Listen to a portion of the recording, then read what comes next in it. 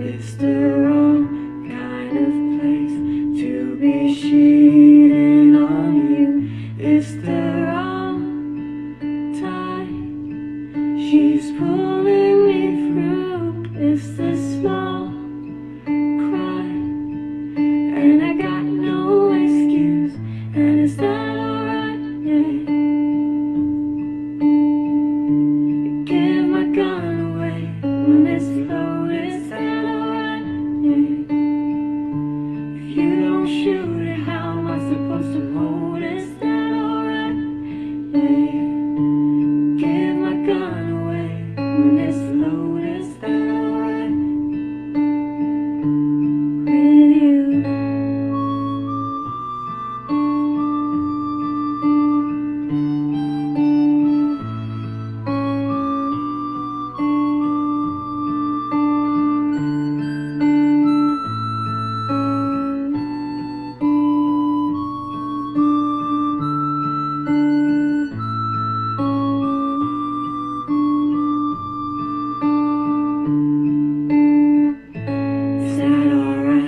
you? Is that alright? Is that alright with you? Is that alright? Is that alright? Is that alright with you? Is that alright? Yeah. Is that alright? Is that alright? Give my gun away when it's loaded. Is that alright? Yeah. Is that alright? If you don't shoot it, how am I supposed to hold it? Is that alright? Is that alright? Give my gun away. Is that alright? Is that alright? Is that alright with you?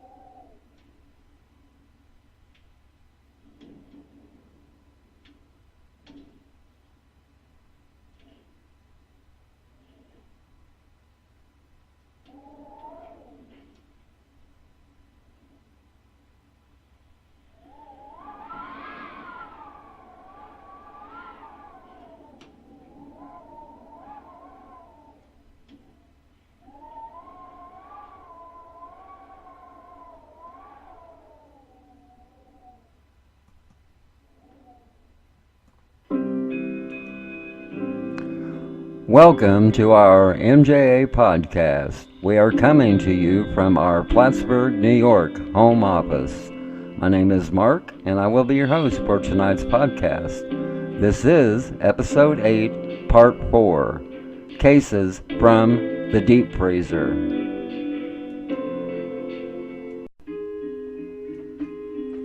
Welcome to New Mexico. Case 1. Missing 25-year-old Hispanic female, Laura Maria Hernandez. The 25-year-old Hernandez vanished without a trace on December 1st, 1980 from Clovis, New Mexico, located in Curry County.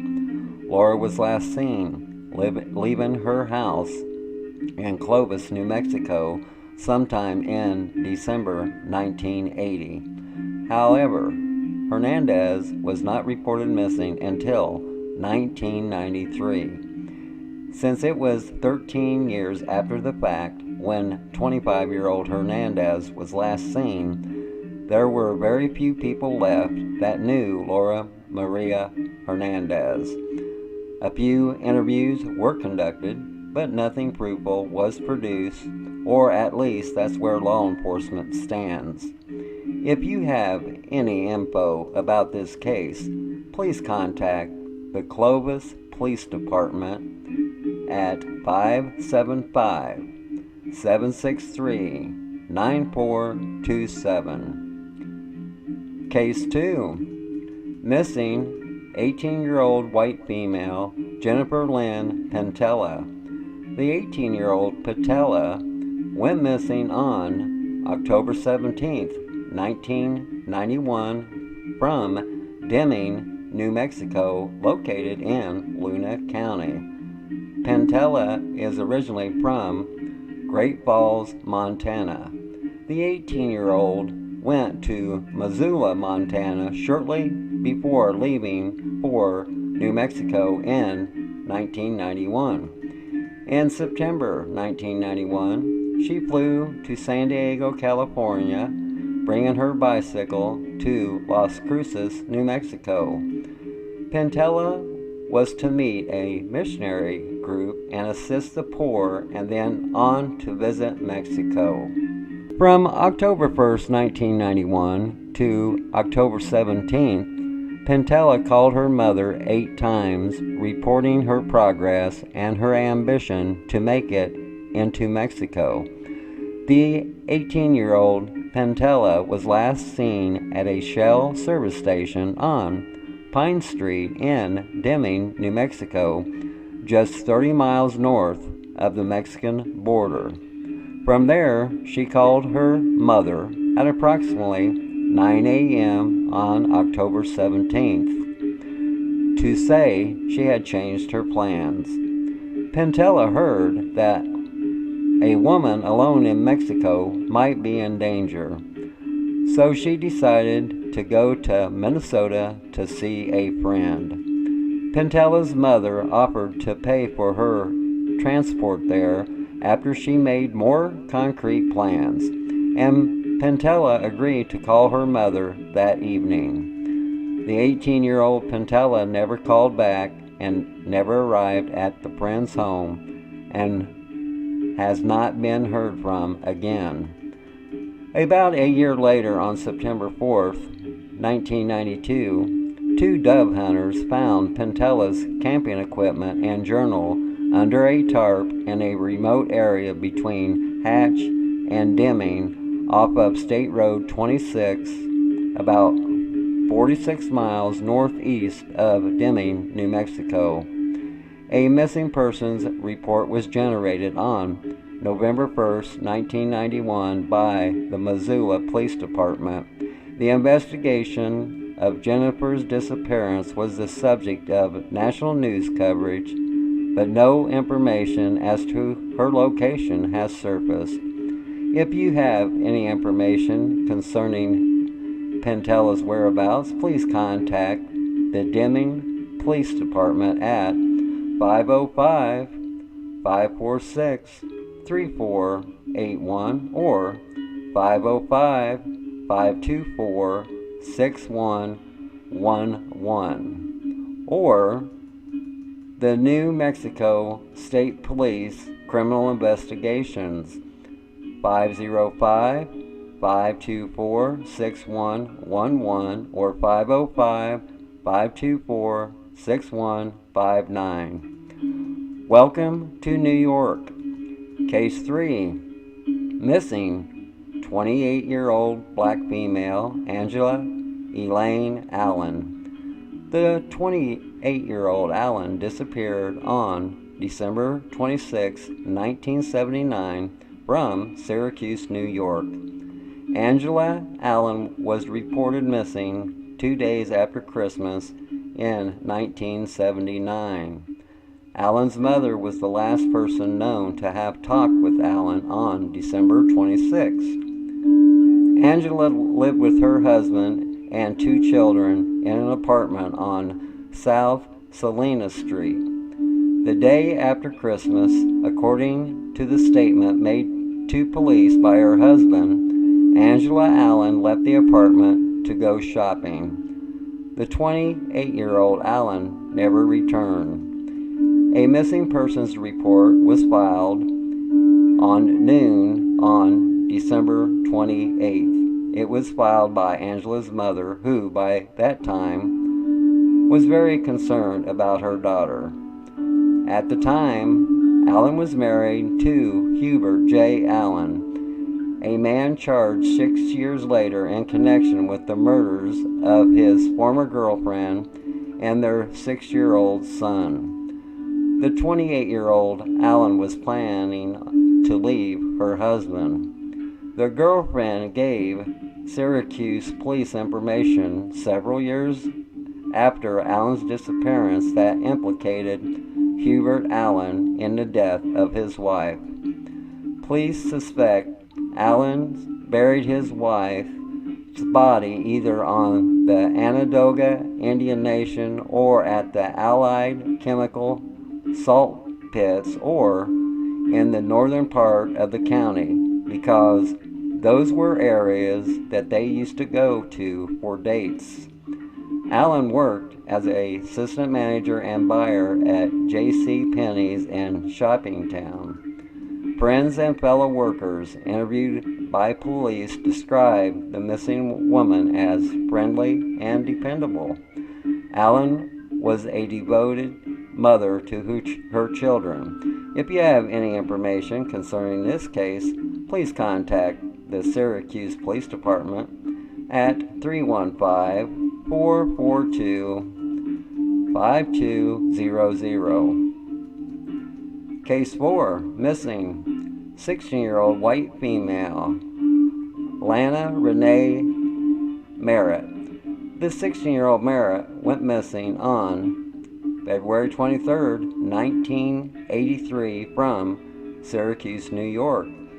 The 16-year-old Merritt telephoned her grandmother early in the morning of February 23, 1983, and told her she was with friends and she would be home a little later. Merritt said she called from a payphone at James and Townsend Streets. Merritt often ran away, and she had been arrested and charged with prostitution several months before she disappeared. The day after her disappearance, she was due in court on the soliciting arrest. Earlier, she had told her grandmother if she didn't hear from her in a month's time, to tell police about one of the men she had been hanging out with. After a while, Merritt dropped out of school and went to live with her grandmother. After a while, the 16-year-old Merritt started to hang out downtown. Her grandmother did not believe that Merritt was involved with drugs or drinking. This 16-year-old Merritt is described as very trusting. As far as the family knows, the only thing Merritt had with her when she disappeared was a grocery bag of clothes. Merritt's makeup and toothbrush was left at home. The 16-year-old Merritt also had no money with her. If you have any information concerning this case, please contact the Syracuse Police Department at 315-442-5200. Welcome to North Carolina. Case 5, missing 57-year-old white female Elizabeth Turvey Brown. The 57-year-old vanished without a trace on February 21, 1977 from Kitty Hawk, North Carolina, located in Dare County. Mrs. Brown was last seen on February 21, 1977. Her red, white, and blue 1976 limited edition Vega was found near Kitty Hawk Fishing Pier in North Carolina. It was in a parking lot near the Southern Shores Hotel. The keys were in the ignition. Her purse, glasses, and coat were still inside the vehicle, which was found unlocked. Brown's place of residence was Rocky Mount, North Carolina. If you have any information concerning this case, please contact the Rocky Mount Police Department, Detective Mike Lewis at 252-972-1411. Let's take a pause for the cause, and we'll be back in a moment with our MJ podcast. The series, Cases from the Deep Freezer, Episode 8, Part 4.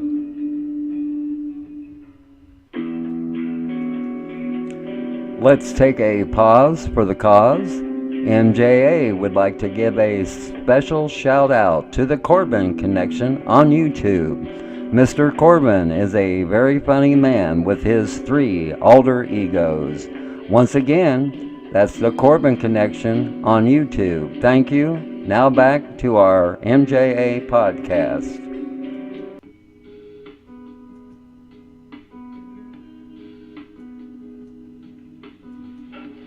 Hello, my name is Stephen Orlowski, and I will be one of the co-hosts on the MJA Incorporated Investigations podcast on YouTube. The series is called Deep Into the Woods.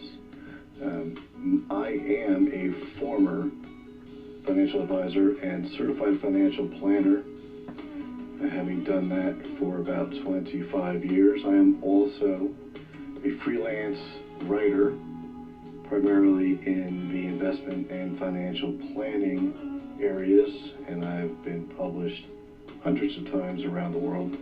And I am also a novelist, and I write novels in the thriller, suspense, sci-fi, and fantasy genres.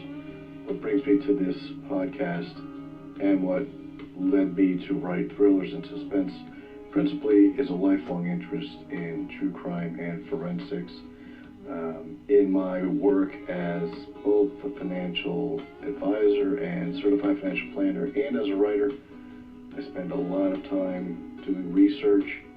I have very keen analytical skills, having developed over many years, both as a writer and as a financial professional, and I love using those skills to solve mysteries. So collecting data, looking at the evidence, and coming to a conclusion is a passion of mine, and I take all of that and put it into my books. And here with this podcast, I hope to shed some light and maybe help advance the discovery and solving of some long-standing mysteries. Thank you.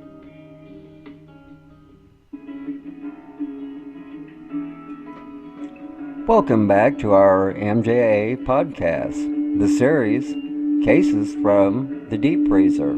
This is episode 8, part 4. Case 6, missing 17-year-old white female, Cynthia Lorraine Perry. The 17-year-old Perry disappeared on June 17, 1985 from Wake County, North Carolina. Lori, as she was called, was living in a group home in Raleigh, North Carolina. The 17-year-old Perry had been dealing with family and other issues and had been living out of her home off and on since the age of 14. Perry and her mother spoke on the phone and argued because Lori wanted to attend a party. Approximately 15 minutes later, the staff called her mother to let her know that Lori had gone. 2 weeks later, the 17-year-old called her mom to let her know that she was okay and that she wouldn't come to see her until she was 18. Perry said she was free of drugs and was okay. It was the last time Lori and her mother would speak. Lori has never been seen or heard from again. If you have any information concerning this case, please contact the Raleigh Police Department at 919-996-1027. Welcome to Ohio. Case 7. Missing 22-year-old white female, Judy Martins. The 22-year-old Martins vanished without a trace on May 24, 1978, from Kent, Ohio, located in Portage County. 22-year-old Judy Martins left Dunbar Hall on Kent State campus to head back to her hall, and she was never seen again. Martins never arrived at Engelman Hall where she lived, and nothing in her room was taken or disturbed. If you have any information about this case, please contact the BCI Ohio Attorney General's Office at the program assistance Steve Lyles at 740-845-2555. Case 8. Missing 14-year-old white female Lisa Marie Sexton. She has been missing since May 1st, 1981 from Elyria, Ohio. Sexton left her home on May 1st, 1981 with her boyfriend, a known drug dealer. He returned later without her and has since been deceased. Sexton was last known to be in Tampa, Florida, and may have traveled to Mexico. Sexton's mother told authorities that she last heard from her daughter in 1984. If you have any information on the Sexton case, please contact the Elyria Police Department at 440-322-2241 or 440-326-1205. Welcome to Oklahoma. Case 9. Missing 18-year-old white female Teresa Cups. The 18-year-old went missing sometime in 1975 from Oklahoma City, Oklahoma. Cups was admitted to the juvenile shelter, which at the time was called Girls Town. Everything found from police records, hospital records, Social Security ends in 1975. Convicted of larceny in 1975, Teresa Cups went to the Department of Corrections Systems under a different name, Kimby Boyd. The 18-year-old Cups stopped reporting to her probation officer in 1977. That's the last found solid documentation of where she was located. After 13 years of no contact and no criminal activity, DOC dropped the charges against Teresa Cups. There are no warrants for Cups' arrest. The 18-year-old Cups' sister is searching for her and made a missing persons report in 2004. If you have any information concerning this case, please contact the Tecumseh Police Department at 405-598-3755. Case 10. Missing 31-year-old white female Kathleen Henson. The 31-year-old vanished without a trace on March 23, 1979 from Tulsa, Oklahoma, located in Tulsa County. Kathleen Henson and her 17-month-old son, Royce Henson, was last contacted on March 23, 1979. Henson was en route to the home of a friend and did not arrive. Henson's older son, who was 9 at the time, arrived at their home that night after his father dropped him off following a visit. He fell asleep and woke up to realize that Henson had never come home. On March 25, 1979, Henson's vehicle was found at the corner of Ute Street and Peoria Avenue. It was parked awkwardly. Foul play is suspected. If you have any info, please contact the Tulsa Police Department at 918-596-9333. Let's take a pause for the cause, and we'll be back in a moment with our co-host of the podcast and a guest speaker. You are listening to our MJA podcast, the series, Cases from the Deep Freezer.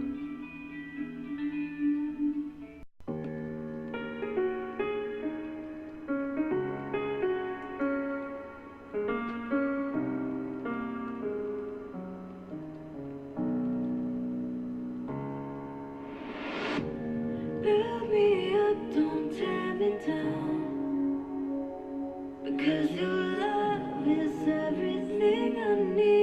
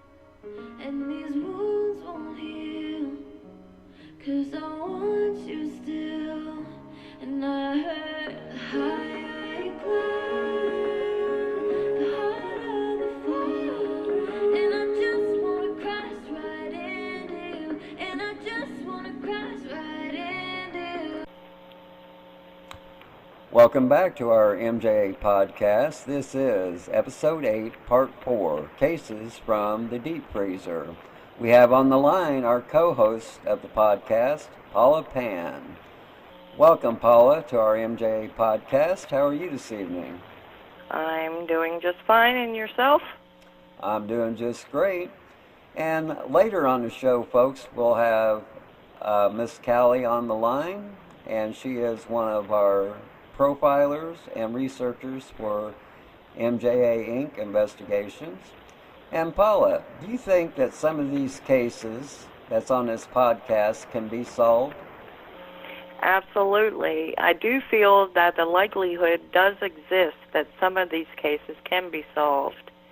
It could be something as simple as a reassignment of the case to another investigator who re-examines all the data available.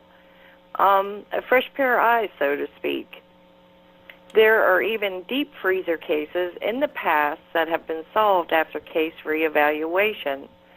My thoughts are sometimes all it takes is the discovery of one item of information that is crucial to a case but previously overlooked. A perfect example of this is the recent arrest of the suspected Golden State Killer, Joseph DeAngelo. Yes. Yes? No? Yeah, You agree? That was a very good case, though. Yeah, DeAngelo is suspected of dozens of murders and nearly 50 rapes in the late 1970s to the mid-1980s. 30-plus years later, after DeAngelo allegedly committed these horrific crimes, and I have to say allegedly at this time, and by the collection of the discarded DNA and forensic processing, it has led to the arrest of DeAngelo. So I think it's extremely important to keep in mind the fascinating evolution of, I suck at this, oh, I'm so sorry. You're doing fine. The fascinating evolution of forensic science and the techniques that are currently utilized today in comparison to decades ago. I'm enthusiastic that hope does exist for some of these cases and that they can be resolved. And is there any case that we have on this podcast that reached out to you?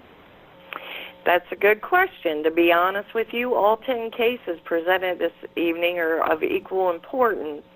But I would have to say right off the top of my head that there are 2 that really caught my attention. While not personally familiar with the in-depth details of either, it does not stop my mind from reeling with questions and thoughts. The first case being Laura Hernandez from Clovis, New Mexico. What a baffling case this is. Strictly going on my own gut instinct, I am of the opinion this case has the potential to be solved. Some of the questions that immediately came to mind were, what is up with the exceedingly extensive time that passed prior to a missing person report being initiated? We are talking 13 years. Why would anyone wait such an extended period of time to report a person missing? Who took the incentive to report Laura missing? What explanation, if any, was provided to law enforcement for not reporting Laura missing back in December 1980? I quickly reviewed the photos of Laura that are available online, and I thought to myself, has consideration ever been given to creating an age progression to provide a more accurate facsimile representing what Laura could potentially look like today at the age of 64 versus the photos of her as a young teen and a young adult? These are just some of the many questions that I have about Laura's case. Yeah, that's what I'm saying. There's a lot of gaps in with doing recreations, age progression on computers, where some cases they are done, and on some cases they're not. And so these cases, cold cases, to me, they should be done first before the newer cases, but it just doesn't work out that way. Yeah, and I think that's a real shame. I really do. And then moving on, my second one was Angela Lane Allen out of Syracuse, New York. Oh boy, this is something else. Regrettably, I do not think this case will be resolved while her spouse, Herbert Allen, has never been formally charged with Angela's disappearance. I'm of the opinion, based on the information available, that he is more likely than not responsible for her disappearance. And I'm of the belief that unless Allen gains a conscience between now and his projected parole date in 2035 for the murders of his ex-girlfriend, Lorraine Marshall, and their biological son, James, we may never know the truth. But then again, I thought about it, time has a way of revealing things. Allen will be 92 years old if he survives to his projected parole date. The sentence handed down on the murder charges were 50 years to life. Perhaps somewhere along that long stretch behind bars, the closer he gets to his own demise, he may eventually break down and talk regarding Angela's whereabouts. Also noted something of interest. The location in which Allen's son James and the remains where they were recovered was on the shore bank of the Onondaga Yeah. Lake. Ironically, Allen and Angela had in the past visited on multiple occasions that same area. You know, they would visit the Onondaga Indian Nation during the courtship period, which could potentially be an indication that Allen possesses more than a passing familiarity with the surrounding area. Because of the circumstances surrounding this entire case and where Allen opted to dispose of his son's body, I would take serious consideration searching and seeking within those perimeters for Angela, because I do not think, with all my heart, I do not think Angela simply walked away, left her children, her mother, her family, and even her paycheck behind and started a new life. That's my opinion on that. Well, he is the number one suspect, and you are right about some of the locations. And from all indications, from media stories and research online, a lot of those areas haven't even been searched for her or any evidence linking to her. And that's, to me, that's a problem. When you have that type of information, it should be searched. And because you never know what you're going to find, but you have to do it to see if there is something to find. It makes me wonder where they found his son's remains. Did they even bother to spread out a little further and look and search around the area where the son's remains were found? Yeah, well, that's a very good question, and that's another thing. On some of the information, they're very tight-lipped about, but with the case being that old, you would think they'd be willing to share to try to get, this case going in the right direction. But a lot of times when you have detectives, they have this jurisdiction issue, this thing they don't want to reveal anything to the public. And with a case this old, I believe a lot of things should be revealed to the public to see if it snaps somebody, say, hey, I seen such and such, I seen this happen. Well, they didn't realize it at the time. But if you bring it to their attention, it might spark something. Right. I agree. I absolutely agree. My thought is I'm not familiar with this Onondaga Indian Nation. Is that actually a reservation? It's Indian-owned land, so yes, I imagine. Yeah. So therefore, maybe his thought process was, now remember, I can't be accusatory here, but, he is a person of interest, as you've stated. Maybe perhaps his thought process was, if he placed her remains on their property, that, unless there's good, what is it that they would have to do? They would have to get a search warrant, and then they would have to get permission to go onto Indian property, correct? Yes, it'd have to be a federal issued warrant. Yeah, federal issued warrant. And, maybe he knew this all along. Maybe that was his motivation for placing his son along that area.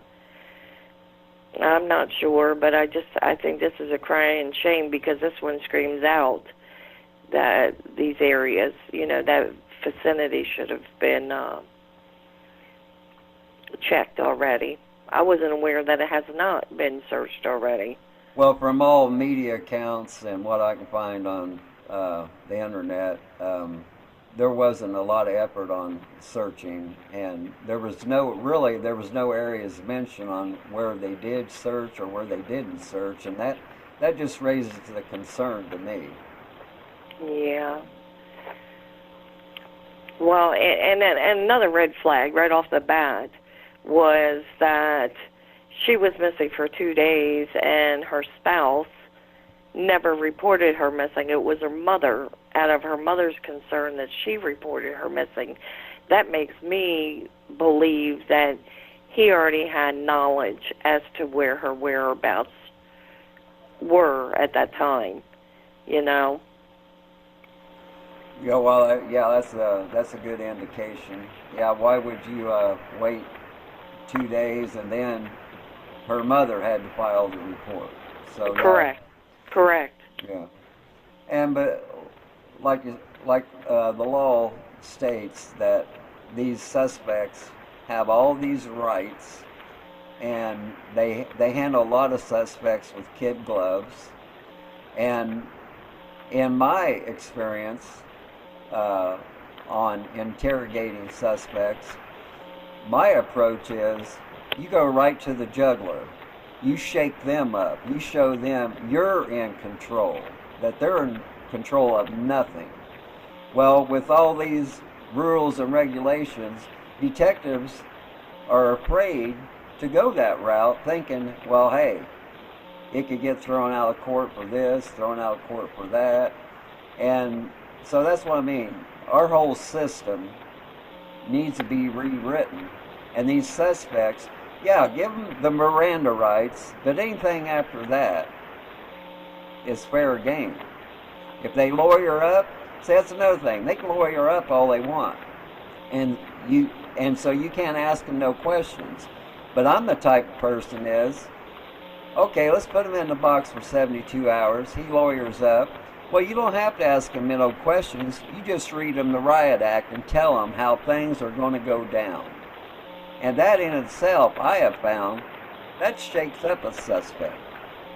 And they might loosen their tongue up a little bit. Well, I've never questioned a suspect like that before, but I have full faith in what you're saying, because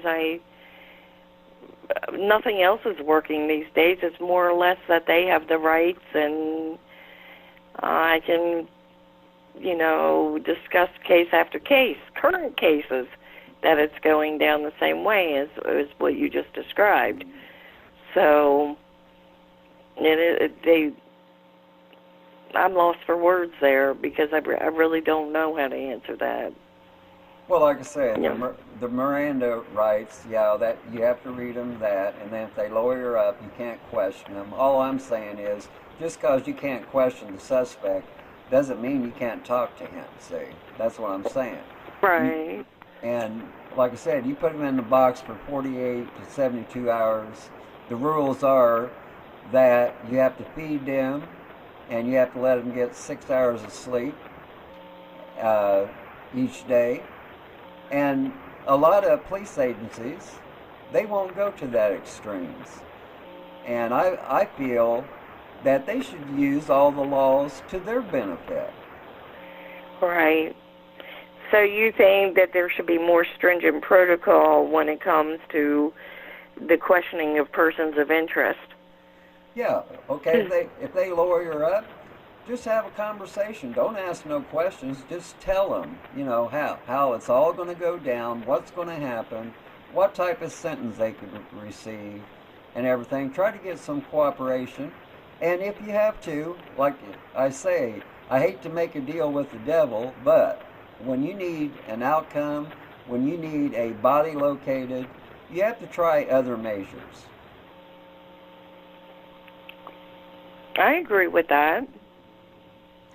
And And like the deal with the devil, I mean, yeah, to a certain degree. I mean, of course, when you're doing something like that, you have to take the family's, you have to take the family into consideration also if it's pertaining to a missing person and what their feelings are. Some families agree because they want a resolution. They want their suffering to end.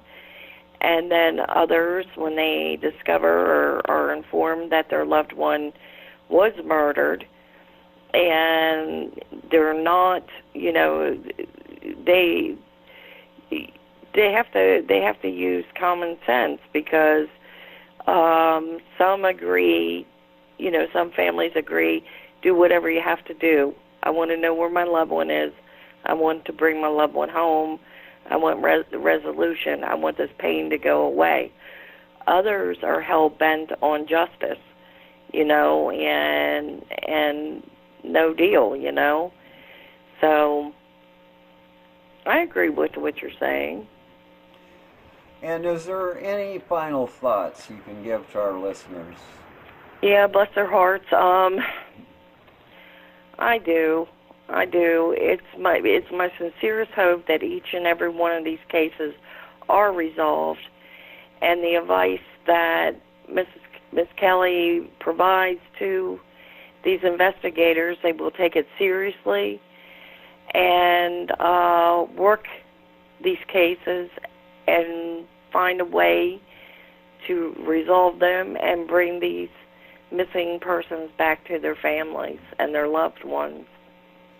And see, Miss Cali is a lot like you as far as advocating for the family. And yes, she goes out of her way, just like you do, to make sure that these families gets every type of consideration that is allowed by law. And I think we need to have more rights for the victim and less rights for the suspects. Oh, absolutely. I wholeheartedly agree there as well. Absolutely.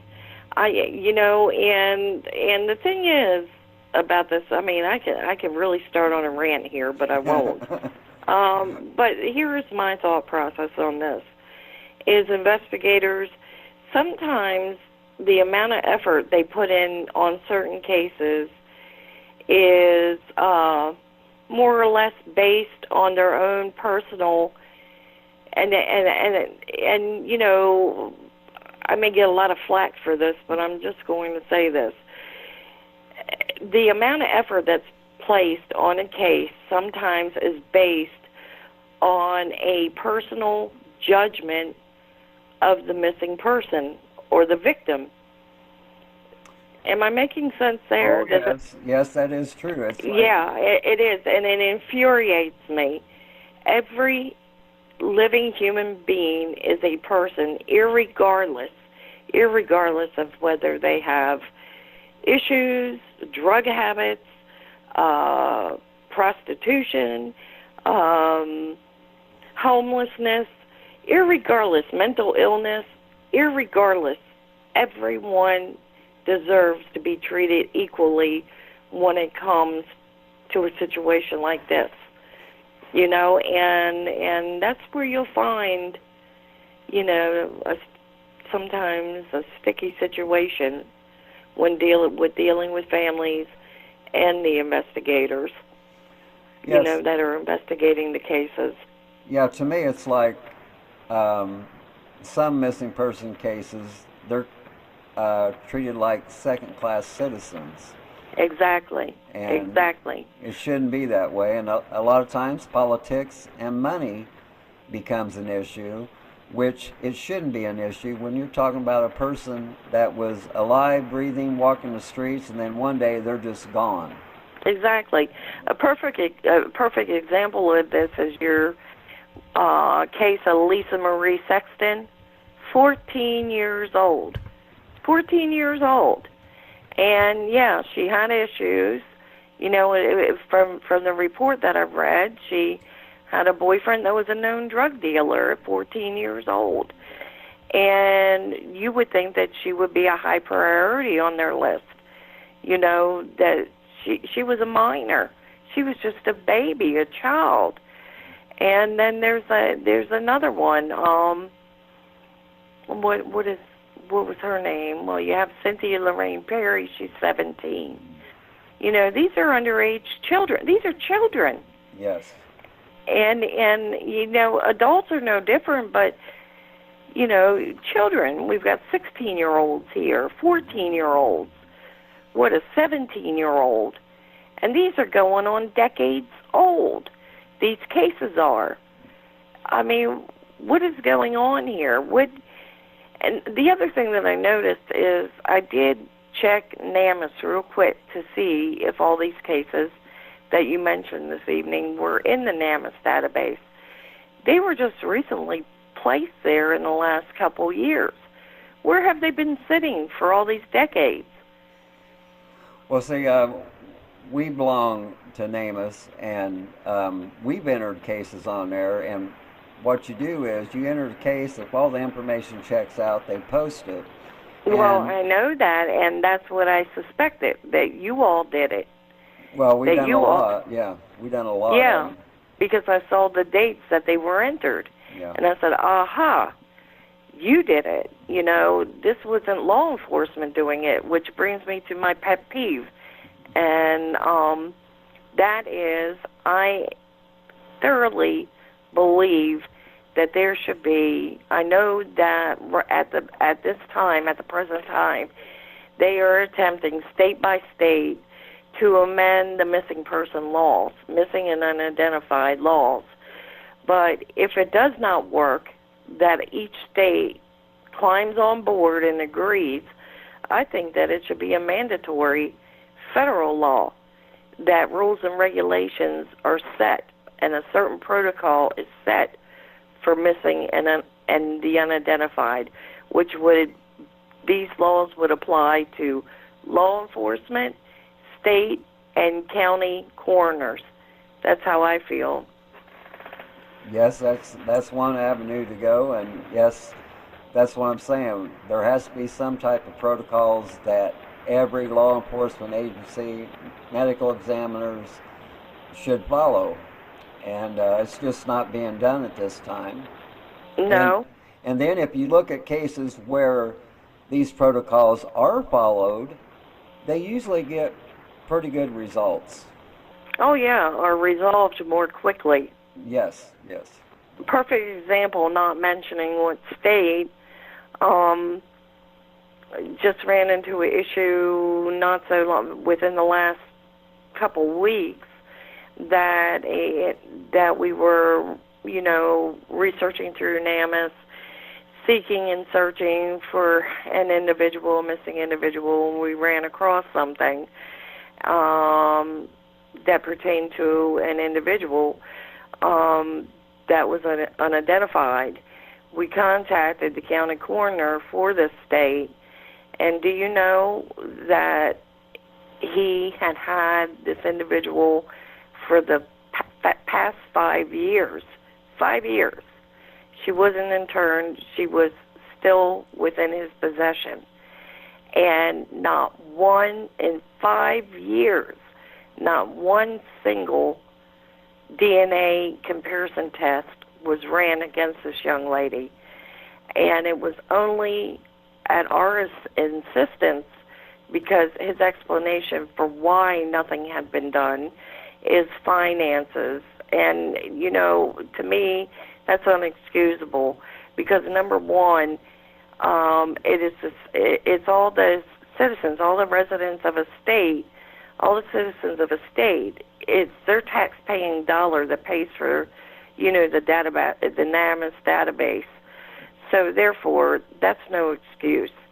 And then a second excuse was that, well, it would take up to a year to get results on the DNA if they were able to get DNA from her.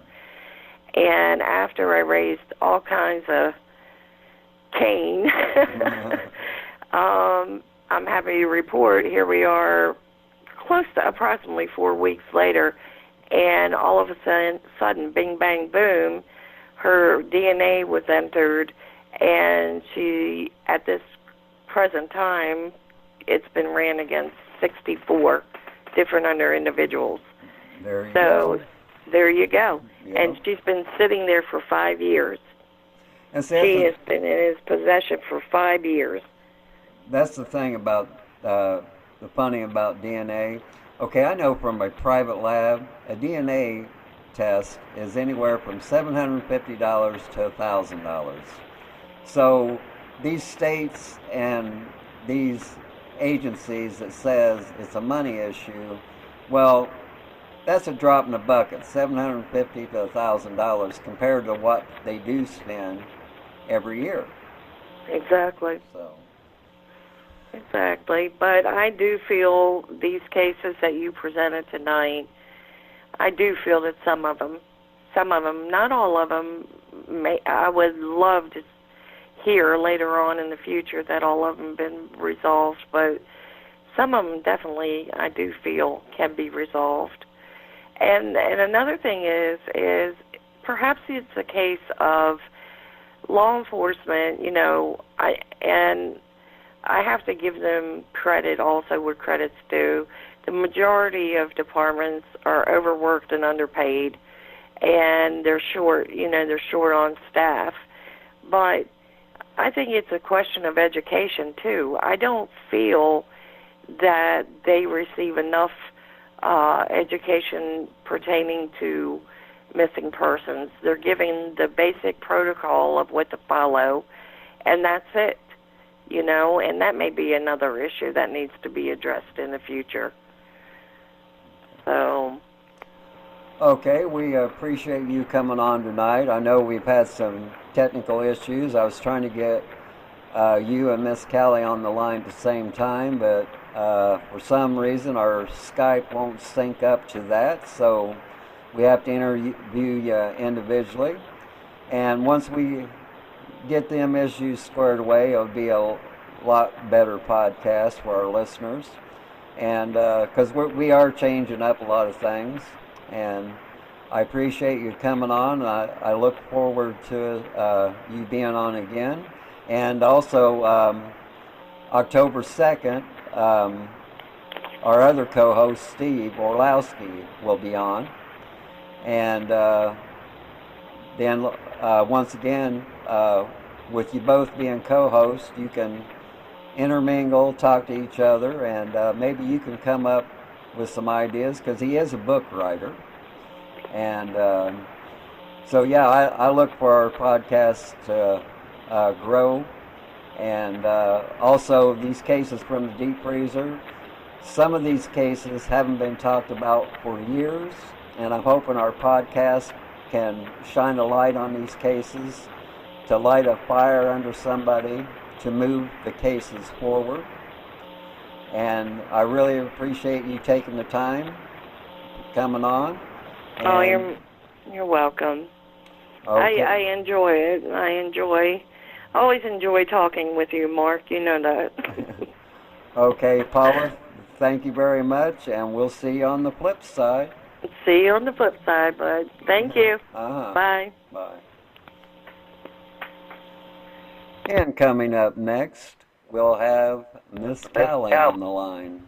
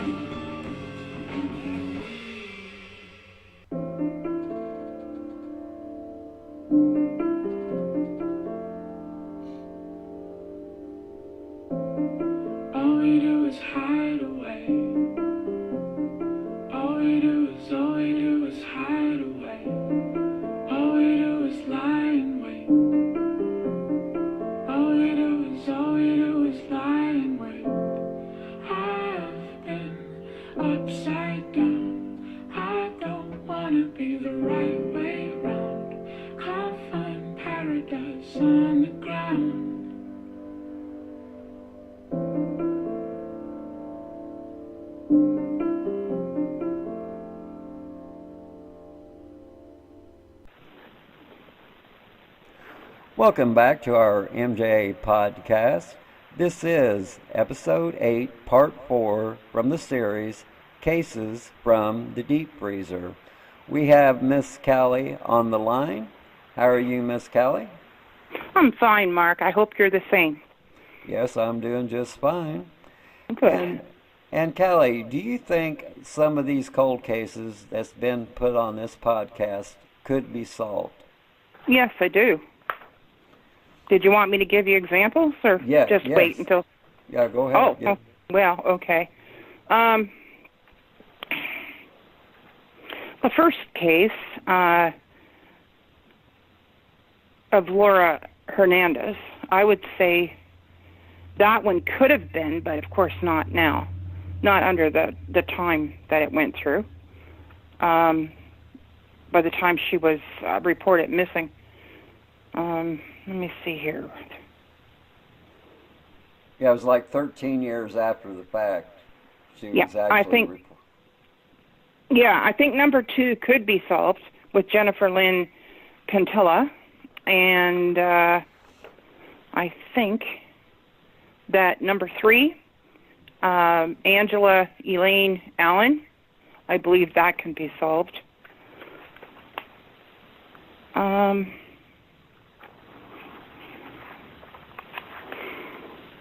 Let me see here.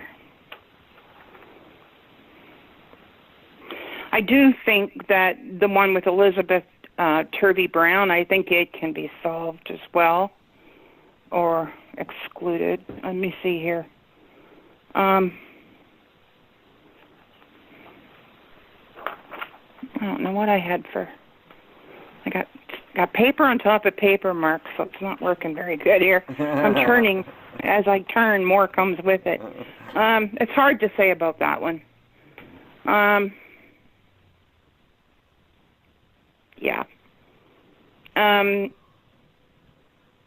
She very well could still be alive. And then we go to Ohio with Judy Martins, and I believe that one can be solved.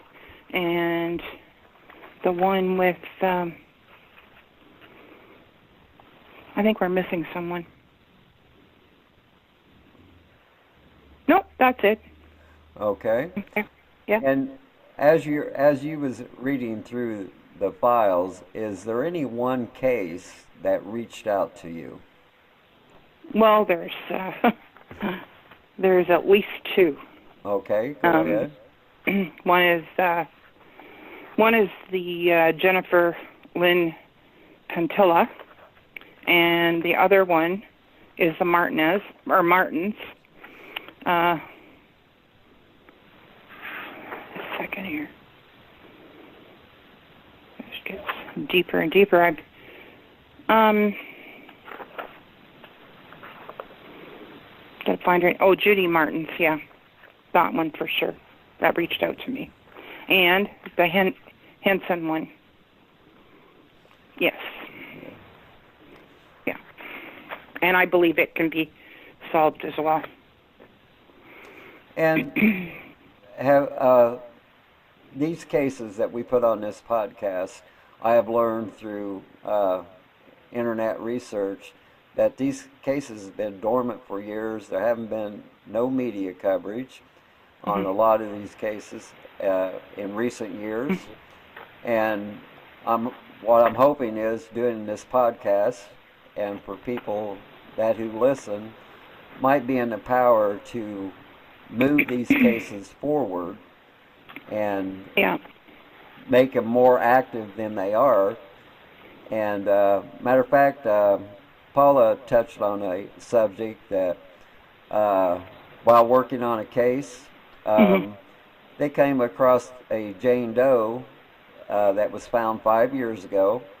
Okay, she calls the agency that has possession of the body, and come to find out that no DNA had been entered in none of the data banks for this Jane Doe, and that was the number one factor. And then the number 2 factor, no police agency had reached out to them to even see if there was a possible match. So Right. this went on after she raised hell for about a week. This went on, and as she went back in to NamUs, she found that there was DNA entered, and since that DNA has been entered, there's been 64 law enforcement agencies that reached out to see if it was a possible match to their missing persons. Dear, oh And dear. And see, that's what I'm saying. We have to make these laws mandatory for Jane Does and missing persons that get all the vital information entered. Because that's a good example. If she hadn't have said nothing, hard telling when that case would have been entered with the DNA and all the information. And this was Paula that did that? Yes. Oh, wonderful. Good. Yeah, you have to, and I really believe it should be like a tumbler system. I think that the minute it goes in, it should be, it shouldn't be geographical. It shouldn't be, you shouldn't have to manually search for someone. The DNA's there, and if it matches, like when I think about Ancestry, for example, when your DNA goes into Ancestry, within a short period of time, you've got matches that come up automatically. You don't have to search out names, and you don't have to search out like the DNA. You have to call in or do anything. Why can't the police forces have that? Well, that's what I'm saying. We have to get some type of law in the books to where it's mandatory to do this. Same way we was talking about generated computer age enhancement. Okay, a lot of these cold cases that hasn't been done to, but your most recent cases, let's say like 10, 20 years ago, have been computer-generated age progression. And so I feel like they should start with the cold cases first and work their way up. And so that's what I'm saying. We have to find a law to where everybody's satisfied that this is done, that the computers are done for age progression, the DNA is entered, and like I said, at this time that's just not being done, and we have to come up with something so it's mandatory that it has to be done. And do you have any thoughts on how we could go about doing that? Well, as I said, there's systems that are already up and running and that are doing that. So I don't understand why it can't be as simple as that. Like as Ancestry, for example, they're doing it. So when you put in a Jane Doe's or a John Doe's DNA, and some police force has put in a missing person's DNA previously, then it should just happen. There should be hits. Like you should be able to tune in, and your hit comes up as a message to the persons who are involved at both ends. Like I don't understand why it can't be that simple. Yeah, well, it is that simple. And that's what a lot of people saying. It is that simple. So why hasn't it been done, or why hasn't? Well, it might have something. It might have something to do with privacy laws or something. I don't know. I mean, also you have to guard that DNA, that that it's not going to ever be used against people. You know what I'm saying? Yes. Well, that's been the hold up on a lot of cases of using websites like Ancestry, 23andMe.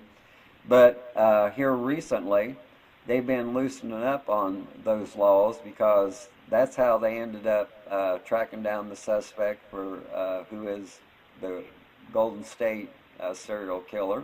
Is through a familia DNA match. Somebody in his family had entered DNA on one of these Ancestry.me, 23andMe. They never came out and said which data bank it was entered at, but Right. that's how they got a match to him. Mhm. And see, another issue with that case is, since he was a police officer, he knew the insides of the investigation. Mhm.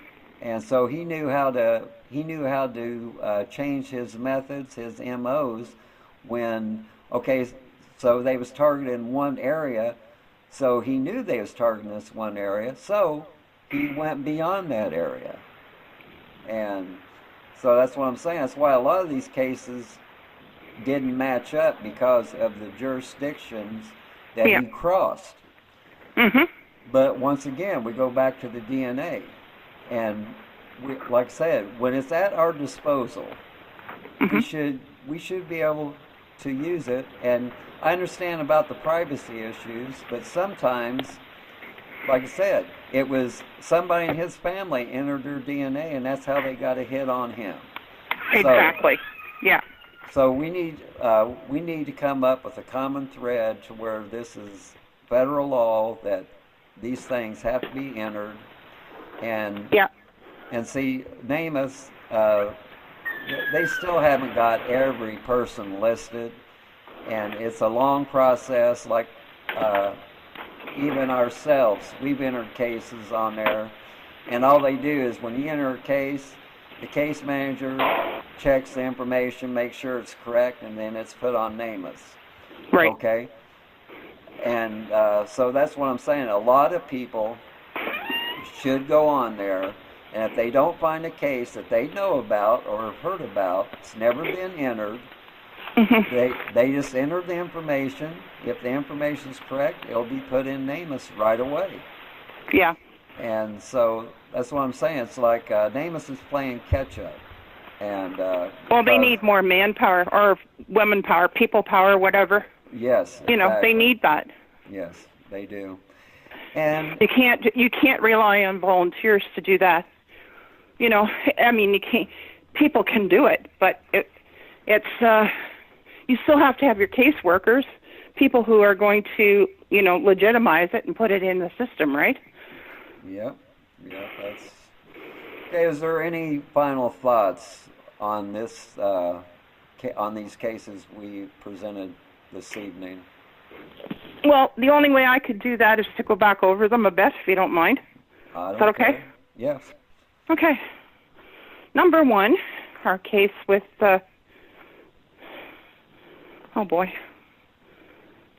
Laura Hernandez. Yeah, I think that she probably went back to Mexico, or went to Mexico. I don't know if she was born in, I don't know if she was born in the United States or not, but I think that she probably went there. I went on Facebook, and I did some searching, and I found a woman, because she would now be in her 50s, and there's a woman on there who looks like her, with her name. And of course, you know, wouldn't necessarily show up on any police files in the United States or in New Mexico, right? Right. So it might or might not be. It's just something I wondered about. And it's very unfortunate when you look at that and you go, that young person there, she looks really young. She's 25 at the time in these pictures. She looks like she's 15. Yes. So she would have been actually primed for being taken for sex trafficking. You know, if that's what happened to her, I don't know. Hard to know. And then we've got Jennifer Lynn Tintilla. I don't know how to say that name, but I think it's right. Yes. I was checking on Google. I went as far as to check out from Deming to New Mexico to, what's the name of the place? Hatch. And it would make it about 2 miles out of Hatch, somewhere northeast of there. But that whole area is mostly scrubland, or mountainous. Like, it's not a place where she could have been hiding. There's a lot of different caverns and canyons and all that up in there too, but it would have been pretty rough territory for her. Being as her bike was not there, but her other stuff was, that kind of intrigued me. Her bike helmet was there, and yeah. Yeah, and from my understanding, her cash was gone. Her Bibles were gone. It was just her camping stuff.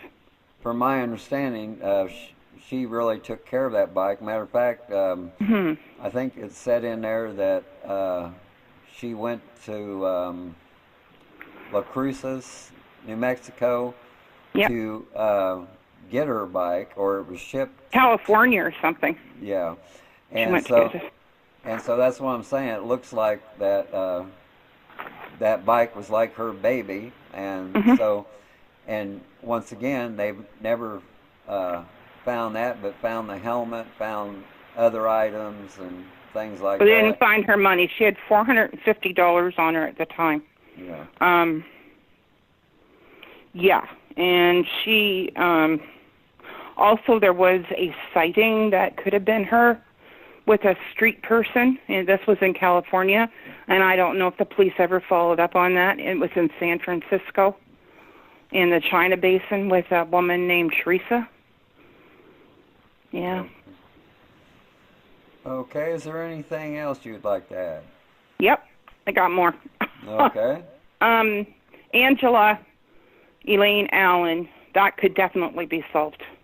They didn't put any pressure on her husband at all, and he'd already been charged with the murder of another woman. Yes. And they just never did it, and I don't understand that at all. Well, that's what me and Paula was talking about. Some of these law enforcement agencies, I've talked to several, and one of the first questions I ask a detective that's investigating that case, I ask him, I said, are you willing to put a suspect into the box for 48 to 72 hours? And most of them say yes. Well, them's the type of detectives I want to work with, for the simple fact of it is, you can have a suspect, you can bring him in for questioning. If he lawyers up, that's fine. Okay. You just don't say, hey, the interview's over. Well, you got him for 48 to 72 hours. So what you do is you sit there and you just have a conversation with them.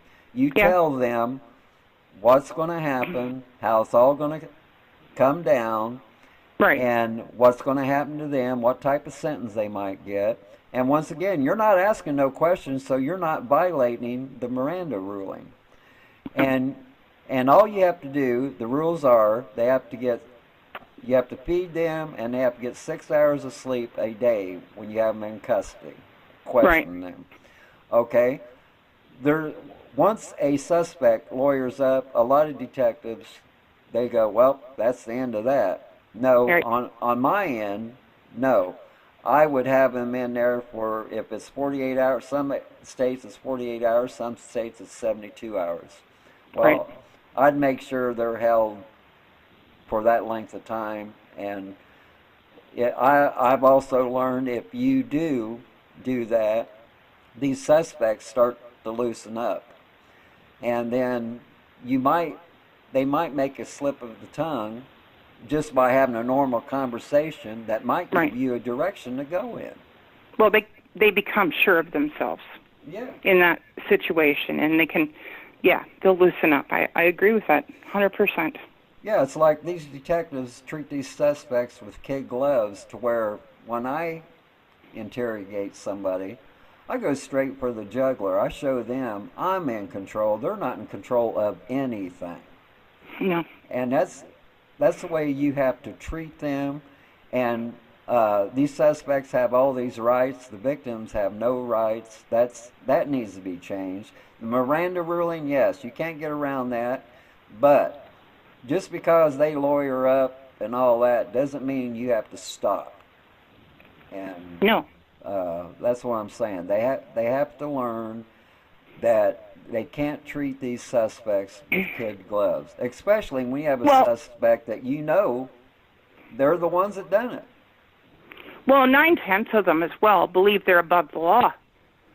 And, if you go in there and go, oh, okay, never mind, you can go home now. Yeah, Like, exactly. Well, what does that tell them? Yeah, you are above the law, right? Well, So and anyway. Also it tells them that if they're not pressing the issue, that more or less, if they keep their mouth shut, they're going to get away with it. That's right. That's what exactly what I meant. Like, they're just, I'm clear. It's like I say, I hate to make a deal with the devil, but if you can make a deal where everybody's satisfied to get results, and if it is a missing person case, to get them located, if it's a Jane or John Doe, to get them identified, Right. then make a deal with the devil just to get the job done. And once again, you would have to go back to the families and ask them, are you willing to go this far so we recover or so we ID them? That's what you have to do. Yeah. And a lot of agencies, they fail to do that.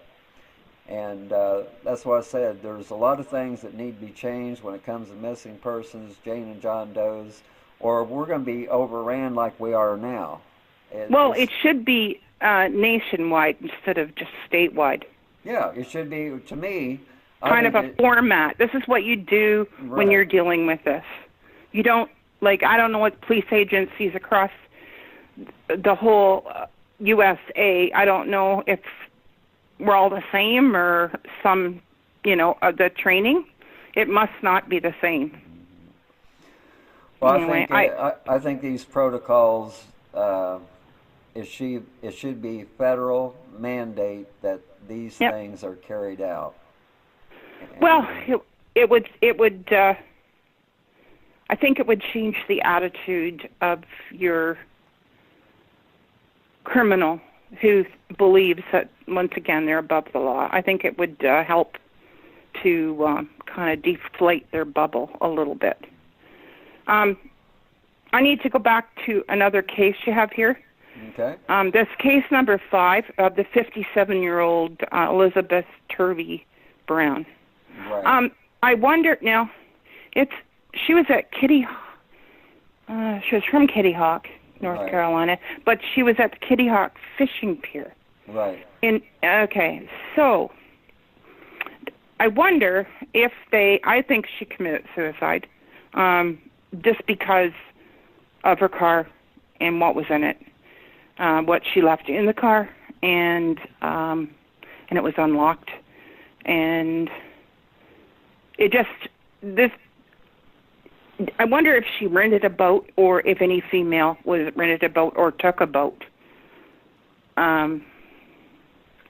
It would be a desperate move for anybody to, go in the water and drown, but not entirely impossible.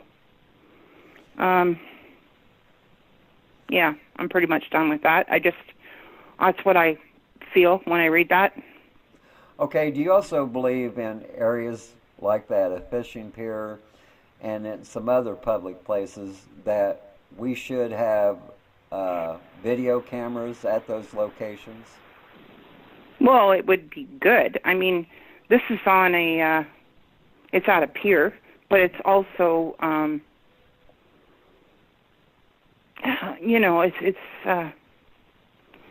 it's open to the Atlantic Ocean, right? Yeah. So, there should be, especially in that case. A good example is the UK. The UK has so much video surveillance that once they locate the suspect in one area, they can follow him all the way. That's right. And they can pick him up. Exactly. I've watched that, and they've been able to pick up a face and face recognition, and they can put that if they've somehow lost that person, and within a few minutes they can lock right back on them again. Yes, and I believe, I mean, I know these issues about Big Brother's always watching and all this. Well, people has to realize this is for your safety.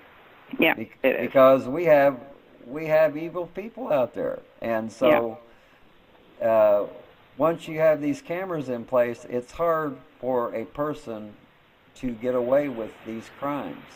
Mm-hmm. And like some's going to do it anyway, but like I said, with all these video cameras and everything picking everything up, 9 times out of 10 they're going to get caught. Yeah.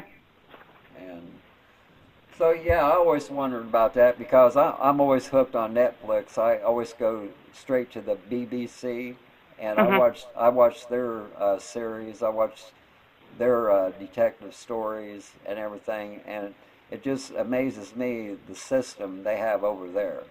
And I wish that the United States could adopt the same thing. Yes, I wish they could too. It would really improve things. I was looking at this case of Judy Martin's, and I think that she was abducted and put into the sex trade. I believe they've looked at William John Posey Jr. As a possible serial killer. But I think if it was him or whoever it was, I believe they sold her. Took her and sold her. The reason I think that's because of the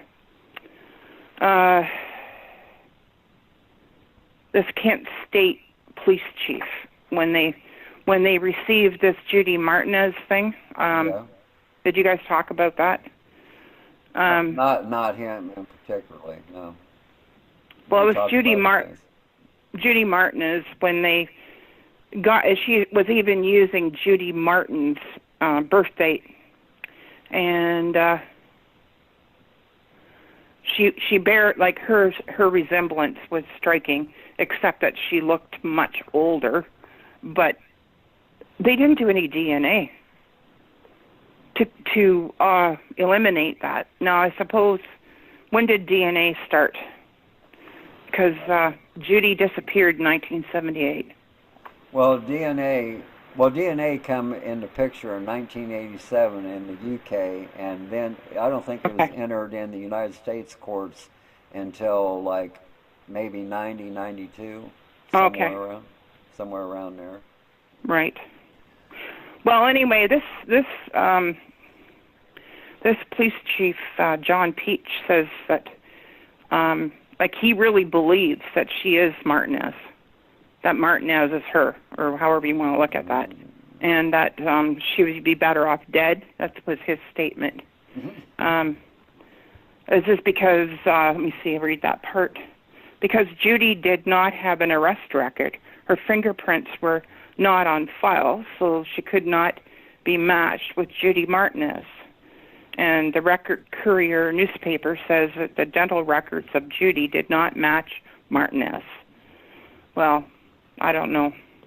That's a newspaper saying that. I mean, how, if the police didn't do that, then how would you really know for sure, right?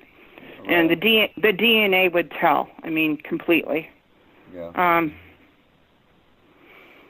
There's something that's not quite right about that whole thing. Well, I'll do a little more research on that because that case stuck out to me also. Yeah, it just grabbed me. Like I couldn't believe it. Like, there's one other case on here, but I'm not there. Oh yeah, and he was operating under the name of John T. Scorfione. Yeah, at the time. That Posey. And he was living less than he was not very far from where she was on the campus. 10 minutes from the state campus is where he was living at the time. Anyway, moving on.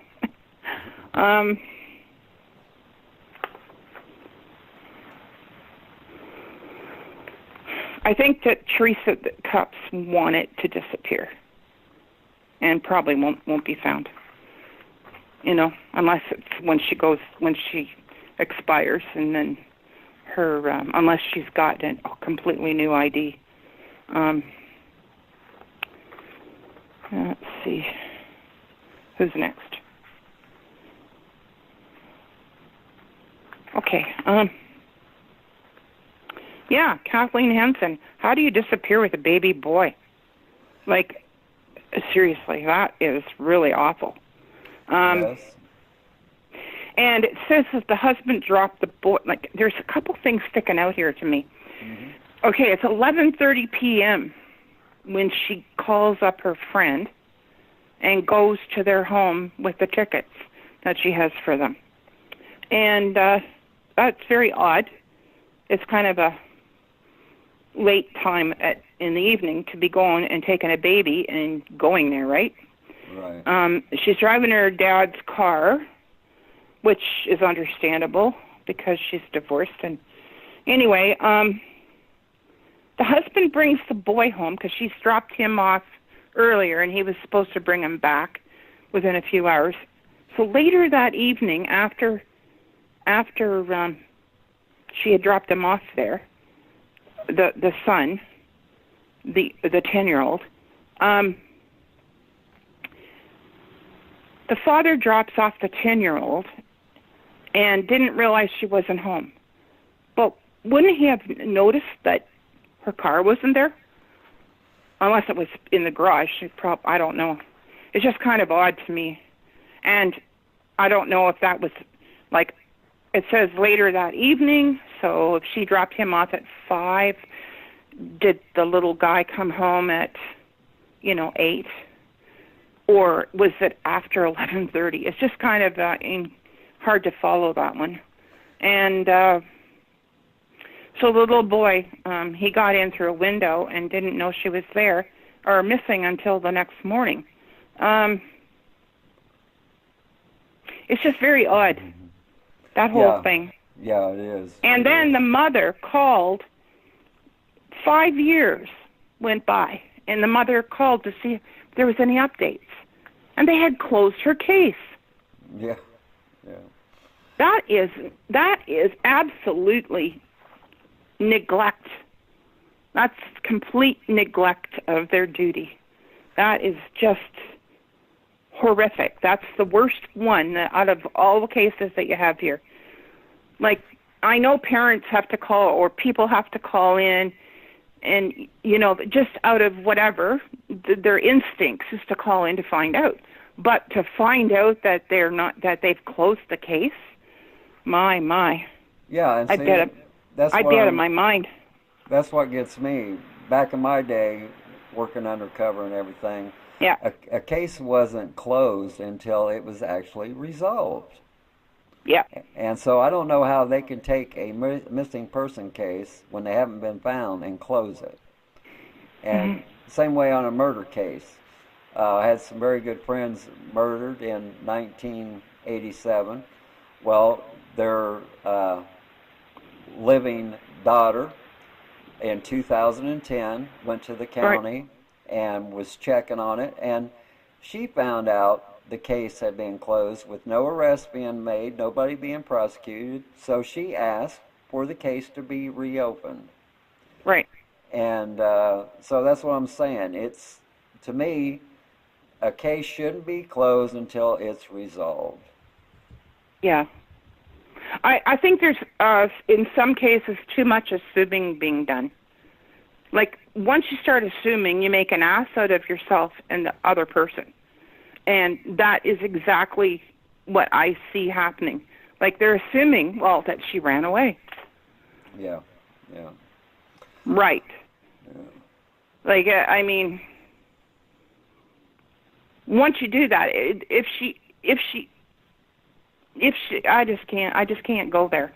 I can't. It just astounds me that people who we're supposed to look up to, and for the most part we do look up to law enforcement, but we trust that they're supposed to be looking out for our best interests.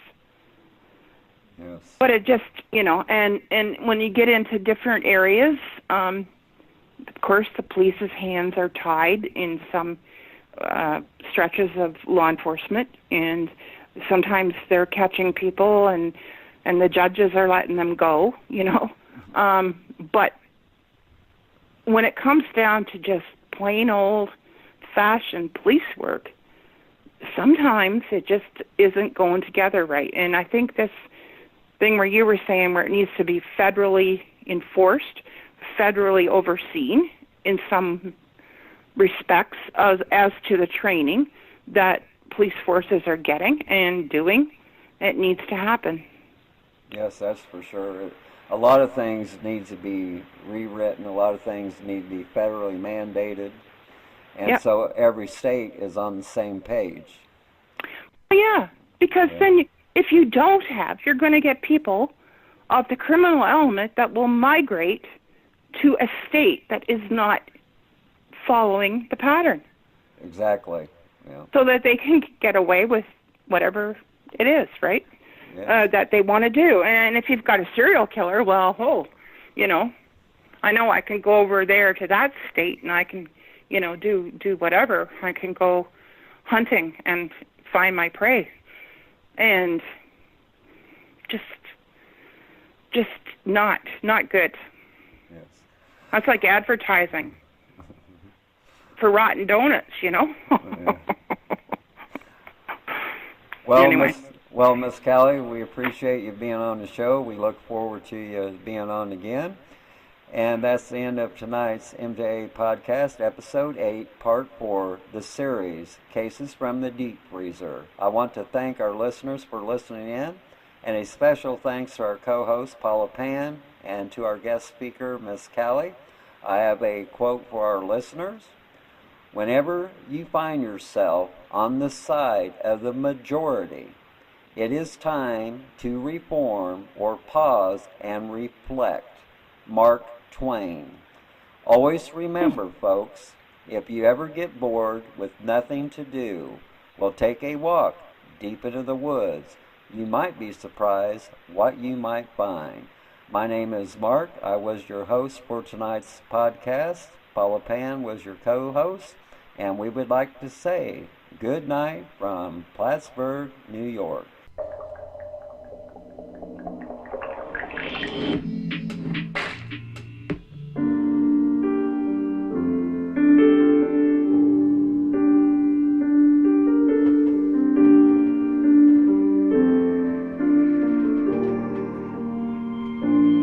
And I'm haunted in a dream. I don't know how long I've